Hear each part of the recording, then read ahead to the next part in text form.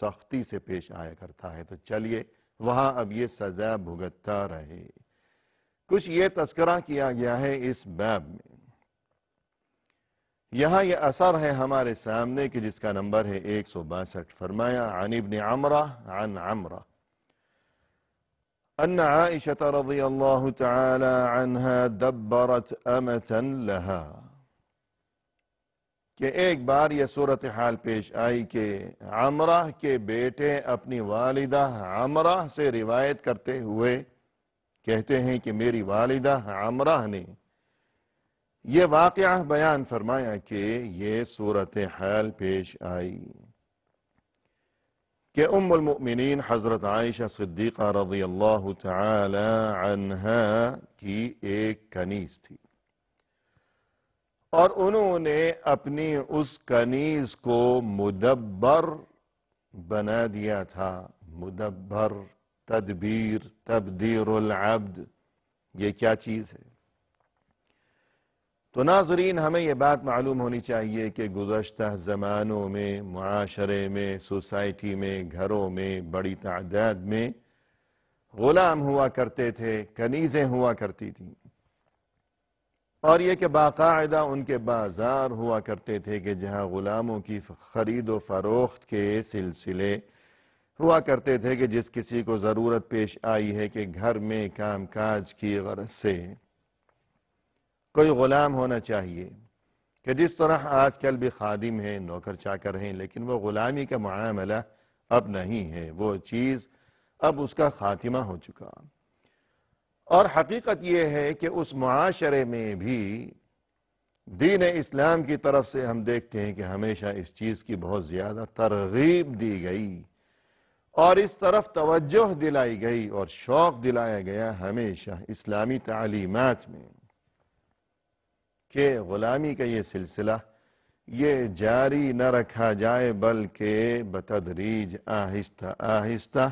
غلاموں کو آزاد کیا جائے، کہ آزادی کی ترغیب دی دین اسلام نے۔ تو اس دور میں جو غلام ہوا کرتے تھے ہر گھر میں، ہر معاشرے میں، ہر بستی میں، تو اب صورتحال یہ ہوا کرتی تھی کہ دین اسلام کے ظہور کے بعد کہ دین اسلام کی طرف سے یہ ترغیب دی گئی کہ غلاموں کو آزاد کیا جائے۔ اب کوئی شخص اپنے کسی غلام کو یوں کہا کرتا تھا کہ جاؤ، میں نے تمہیں آزاد کیا اللہ کی رضا کی خاطر،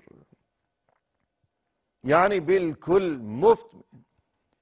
بغیر کسی معاوضے کے، بغیر کوئی پیسہ یا مال و دولت لیے ہوئے، بالکل مفت اللہ کی رضا اور خوشنودی کی خاطر جاؤ، میں نے تمہیں آزاد کیا۔ ایک تو صورتحال یہ ہوا کرتی تھی، جیسا کہ ہم جانتے ہیں کہ رسول اللہ صلی اللہ علیہ وسلم کے جلیل القدر صحابی حضرت عثمان بن عفان رضی اللہ عنہ، جو کہ مسلمانوں کے خلیفہ سوم بھی تھے، اور یہ کہ رسول اللہ صلی اللہ علیہ وسلم کے داماد بھی تھے، ذو النورین، ان کی تاریخ میں اور ان کے حالات میں ہم یہ باتیں پڑھا کرتے ہیں کہ ہر جمعہ کے دن وہ اللہ کی رضا کی خاطر اتنے غلام آزاد کیا کرتے تھے۔ تو ناظرین ایک صورتحال یہ ہو گئی کہ مفت میں بغیر کسی معاوضے کے آزاد کر دیا کرتا تھا کوئی شخص اپنے کسی غلام کو۔ تو یہ تو سب سے بہترین درجہ ہو گیا، بلند ترین درجہ۔ اور اس کے بعد بعض اوقات یہ کیفیت پیش آیا کرتی تھی کہ انسان نے اپنے غلام کو یوں کہا کہ میں چاہتا ہوں کہ تمہیں آزاد کر دوں، کہ مجھے بھی کچھ اجر و ثواب نصیب ہو جائے اور تمہیں بھی آزادی نصیب ہو جائے، غلامی کی اس زندگی سے تمہاری جان چھوٹ جائے۔ لیکن دیکھو بات یہ ہے کہ میں نے قیمت ادا کر کے تمہیں بازار سے خریدا ہے یا کسی سے بھی خرید کر لایا ہوں، پیسے خرچ کیے ہیں، لہذا میں چاہتا تو ہوں کہ تم آزاد ہو جاؤ، مگر میرے پیسوں کا کیا بنے گا، اس لیے تم مجھے قیمت ادا کر دو اور اس کے بعد یہ کہ تم آزاد ہو۔ تو اس عمل کو کہا جاتا تھا کتاب یا کتابت، اور اس قسم کا جو غلام ہے اسے مکاتب کہا جاتا تھا. جیسا کہ قرآن کریم میں بھی ارشاد ہے، فرمایا سورہ النور میں کہ والذین یبتغون الکتاب مما ملکت ایمانکم فکاتبوہم ان علمتم فیہم خیرا. تو کتاب کا اور مکاتب کا تذکرہ ہے سورہ نور میں. اور تیسری صورت ایک اور بھی ہوا کرتی تھی کہ جسے تدبیر کہا جاتا تھا. مدبر بنا دیا اپنے غلام کو یا اپنی کنیز کو مدبر، کہ وہ مکاتب تھا اور یہ ہے مدبر. اور مدبر کے معنی یہ ہے کہ کوئی انسان اپنے غلام کو یوں کہے کہ میری موت کے بعد تم آزاد ہو، یعنی میرا یہ جی چاہتا ہے کہ تم بھی آزادی کی زندگی بسر کر سکو اور آزادی کا سانس لے سکو، لیکن چونکہ مجھے تمہاری ضرورت ہے لہذا میں اس وقت مجبور ہوں. البتہ میری طرف سے یہ وصیت ہے اور تمہارے لیے یہ خوشخبری ہے کہ میرے بعد تم آزاد ہو جاؤ گے. تو اس عمل کو کہا جاتا تھا تدبیر العبد، یعنی اپنے غلام کو مدبر بنا دیا. تو یہ تین قسم کی صورتحال پیش آیا کرتی تھی اس معاشرے میں غلاموں کے بارے میں. تو یہ صورتحال پیش آئی. عمرہ یہ بیان کرتی ہیں کہ ام المؤمنین حضرت عائشہ رضی اللہ عنہا نے اپنی ایک کنیز کو مدبر بنا دیا، یعنی یوں کہا کہ میرے بعد تم آزاد ہو. فاشتکت عائشہ، اور اس کے بعد یہ معاملہ ہو گیا کہ عائشہ رضی اللہ تعالی عنہا کچھ بیمار رہنے لگی، ان کی طبیعت ناساز رہنے لگی کہ بیماری کے آثار ہیں اور صحت ٹھیک نہیں رہتی. فسأل بنو اخیہا طبیبا من الزط، انہوں نے اپنے بھتیجوں کو یوں کہا کہ جاؤ، وہ جو ایک کوئی افریقی معالج آیا ہوا ہے آج کل مدینہ میں، اس کے پاس جاؤ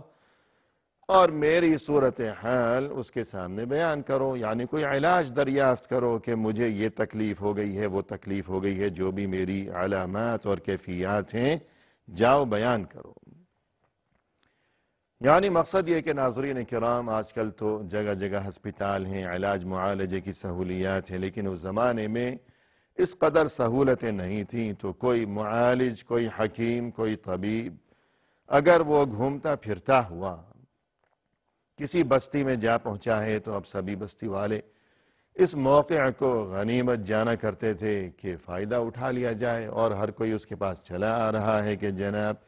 مجھے یہ بیماری ہے، یہ تکلیف ہے، علاج کر دیجئے، اور یہ کہ کوئی دوا دے دیجئے. تو کوئی طبیب ان دنوں مدینہ میں آیا ہوا تھا، اور وہ زط، یعنی یہ کوئی قوم تھی جسے وہ لوگ زط کے نام سے یاد کیا کرتے تھے، اور اصل میں اس قوم کا تعلق تھا افریقہ کے کسی علاقے سے. تو کوئی وہ افریقی معالج گھومتا پھرتا نگری نگری بستی بستی لوگوں کا علاج کرتا ہوا مدینہ میں ان دنوں میں آ پہنچا تھا. سبھی لوگ جاتے تھے اس کے پاس. حضرت عائشہ رضی اللہ عنہا بھی جب بیمار رہنے لگیں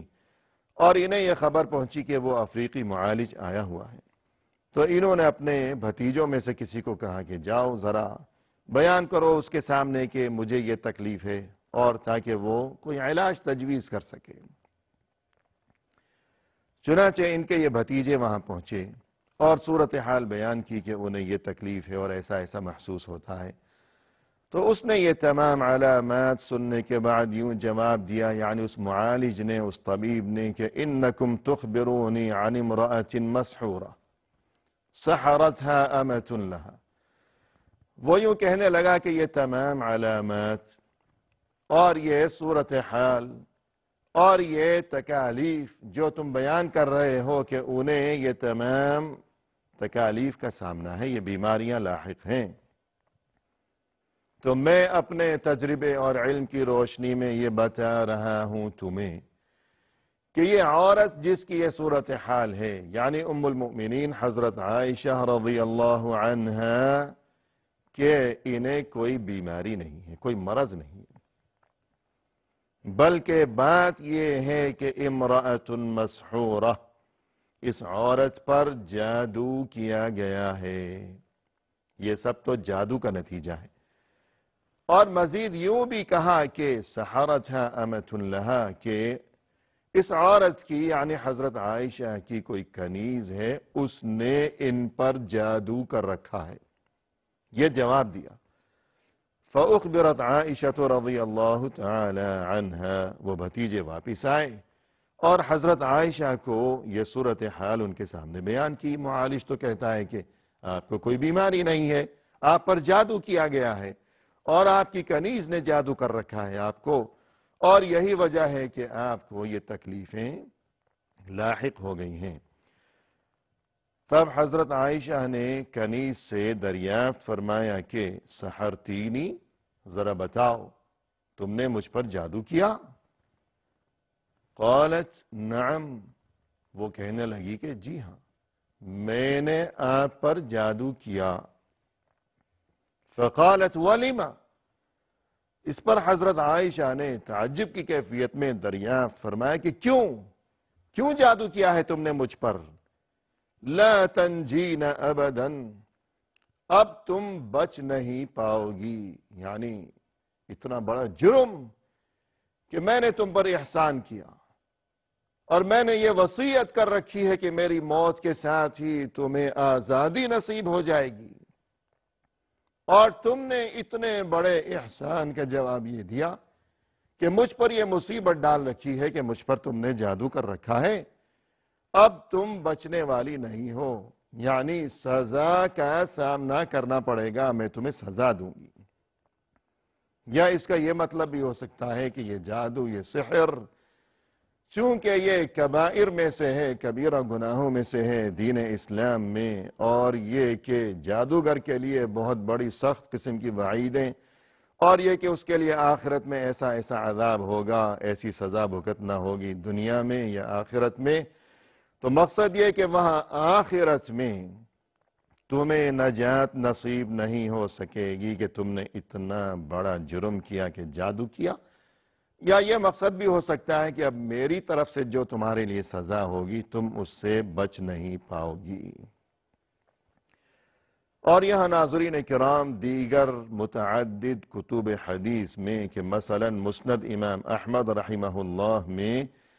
یہ اضافہ بھی ہے کہ اس کنیز نے یوں جواب دیا کہ جب اس سے یہ بات پوچھی گئی کہ ولیما، کیوں تم نے جادو کیا مجھ پر، تو اس نے یہ جواب دیا کہ اردت ان تموتی فاعتق، کہ میں نے چاہا کہ جلدی سے آپ مر جائیں اور یوں مجھے جلدی سے آزادی نصیب ہو جائے، کہ آپ نے مجھ پر یہ جو احسان کیا ہے کہ یہ اعلان کر دیا کہ میری موت کے بعد تم آزاد ہو، یہ وصیت کر رکھی ہے آپ نے، لہذا میں نے یہ چاہا کہ جلدی سے آپ مر جائیں اور میں جلدی سے آزاد ہو جاؤں، تو اس لیے میں نے آپ پر یہ جادو کر دیا ہے۔ ثم قالت، اس کے بعد حضرت عائشہ رضی اللہ عنہا نے اپنے بھتیجوں کو مخاطب کرتے ہوئے فرمایا کہ بیعوها من شر العرب ملکتا، کہ عرب قبائل میں جو دیہاتی قسم کے لوگ ہیں، جو بدو قسم کے لوگ ہیں، جہاں تہذیب نہیں ہے، جہاں سلیقہ اور ثقافت نہیں ہے، کہ جن کے دلوں میں کوئی نرمی نہیں ہوا کرتی، بدو قسم کے لوگ، کہ جن کی زندگیاں بہت سخت ہوا کرتی ہیں، اور اس سخت زندگی اور سخت ماحول کا اثر اور نتیجہ یہ ہوا کرتا ہے کہ ان کے مزاج میں بھی سختی ہوا کرتی ہے، لہذا وہاں نرمی کا، پیار کا اور احسان کا کوئی تصور نہیں ہے، وہاں تو سختی ہے، وہاں درستی ہے، وہاں مار پیٹ ہے کہ جو نہیں سدھرے گا مار کھائے گا۔ تو یہ میری جو کنیز ہے، اپنے بھتیجوں کو مخاطب کرتے ہوئے فرمایا حضرت عائشہ نے، شرافت اسے راس نہیں آئی ہے کہ میں نے وصیت کی کہ میرے بعد تم آزاد ہو، اور اس نے یہ جواب دیا بھلائی کا کہ جادو کر ڈالا ہے مجھ پر، لہذا اب اس کی سزا یہ ہے کہ اسے فروخت کر دو اور ان لوگوں کے ہاتھ فروخت کرو جو کہ اپنے غلاموں کے ساتھ سختی کے معاملے میں جن کی بڑی شہرت ہے کہ جو ماریں گے اسے سیدھا کر دیں گے۔ اور دیگر بعض کتب حدیث میں ناظرین مثلا مستدرک امام حاکم میں اس موقع پر یہ اضافہ بھی ہے کہ حضرت عائشہ نے فرمایا کہ بیعوہا من شر العرب ملکہ، کہ اسے فروخت کر ڈالو ان دیہاتیوں کے ہاتھ کہ جو برا سلوک کیا کرتے ہیں۔ اور مزید یہ بھی فرمایا کہ ثم اشتروا بثمنها رقبہ فاعتقوها، کہ اس کے عوض جو قیمت وصول ہوگی اس سے ایک اور غلام خریدو یا کنیز خریدو، پھر اسے اللہ کی رضا کی خاطر آزاد کر دو، یعنی اسے فروخت کرو، پھر ان پیسوں سے اس قیمت سے کوئی اور غلام خریدو اور اسے اللہ کی راہ میں آزاد کر ڈالو۔ یہ اضافہ بھی ہے۔ الغرض ناظرین کرام، حضرت عائشہ نے جو یہ دیکھا کہ اس نے احسان کے جواب میں اس قدر نقصان پہنچایا، تو آپ نے یہ حکم سنایا کہ اسے ان لوگوں کے ہاتھ فروخت کر دیا جائے کہ جن کے بارے میں یہ بات مشہور ہے کہ وہ سختی سے پیش آیا کرتے ہیں، کہ وہاں نرمی کا اور احسان کا کوئی تصور نہیں ہے۔ تو یوں گویا کہ بطور سزا یہ معاملہ شرعاً درست ہوگا، جائز ہوگا۔ اور اسی اثر میں ناظرین کرام اور بھی بہت سی باتیں ہیں جن میں ہمارے لیے بہت قیمتی سبق اور قیمتی ترین تعلیمات پوشیدہ ہیں۔ لہذا وہ تعلیمات لیے ہوئے انشاءاللہ آئندہ ملاقات کے موقع پر ہم حاضر خدمت ہوں گے۔ اس وقت تک کے لیے فی امان اللہ،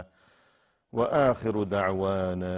ان الحمد للہ رب العالمین۔